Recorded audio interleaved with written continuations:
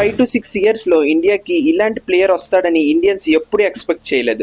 2012 నుంచి 2018 పీరియడ్లో విరాట్ 55 సెంచరీస్ చేశాడు. ఇది ఇంత పెద్ద నెంబర్ అంటే ఒక normal international cricketer lifetime career మొత్తం కలిపి కూడా చేయలేడు.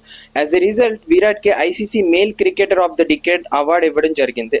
అలా T20 వరల్డ్ కప్లో 2012, 2014, 2016లో ఆల్ 3 ఫార్మాట్స్లో highest run scorer, most centuries, most man of the match అవార్డ్స్తో ఇండియాలో కింగ్ అనే నేమ్ బిల్డ్ చేసుకున్నాడు. కానీ 2019 వచ్చేసరికి విరాట్ కెరియర్ లో చిన్న డౌన్ఫాల్ అయితే స్టార్ట్ అయింది. 2019లో కూడా విరాట్ 7 సెంచరీస్ అయితే చేశాడు. ఇండియన్ టీమ్ కి టాప్ స్కోరర్. కానీ విరాట్ ఫామ్ మెల్లమెల్లగా డెల్యూట్ అవ్వడం అయితే స్టార్ట్ అయింది.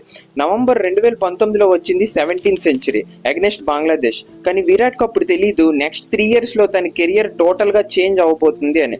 తర్వాత కోవిడ్ పాండమిక్ వల్ల క్రికెట్ కూడా లాక్డౌన్ పడిపోయింది.